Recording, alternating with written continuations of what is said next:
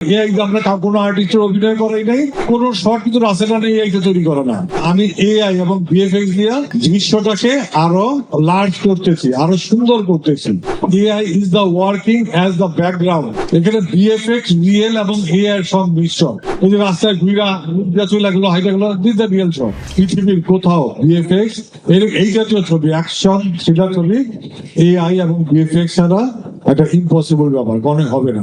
যদি আমি এআই এবং ভিএফএক্স ইউজ না করি, সেটা লুক ওয়াইজ ভেরি পুয়ার লাগবে। মেইন জিনিস হলো আমি এআই এবং ভিএফএক্স দিয়ে দৃশ্যটাকে আরো লার্জ করতেছি, আরো সুন্দর করতেছি। এখন যদি আমি আগের মতোই যদি নর্মালি শুট করে আসি, নর্মাল জীবনে একটা দেখবেন একটা ফুল গ্লাসে রূপান্তর হইলো, বাস্তবে এটা কখনোই সম্ভব না। ফুল গ্লাসে রূপান্তর তাহলে ম্যাজিক হবে। দেখবেন একটা ফুল রানার ধরলো, ফার্স্টে গ্লাসে ভেঙে গেল। এটা একটা মিনিং আছে, এটা একটা সিম্বল আছে, কেন ফুলটা গ্লাসে ভেঙে গেল, এটা সিম্বল আছে, সিম্বলটা পর আলাদা একটা। কিন্তু এই যে জিনিসগুলি এআই দিয়া, আমার পানির ভিতরে শর্ট আছে, দিস আর রিয়েল শর্ট।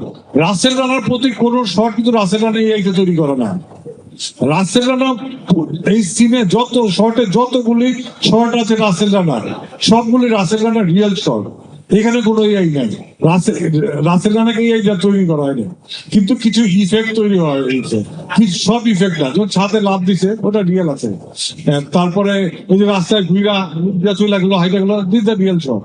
আবার ওই দেখবেন কিছু কিছু শর্ট আছে এই ছাদে জাম দিতেছে, এইটা রিয়েল। আবার আরেকটা শর্ট আছে এআই তে তৈরি করা, আবার কিছু ওই শর্টটা ভিএফএক্স এ তৈরি করা। এখানে ভিএফএক্স রিয়েল এবং এআই সব মিশ্রণ।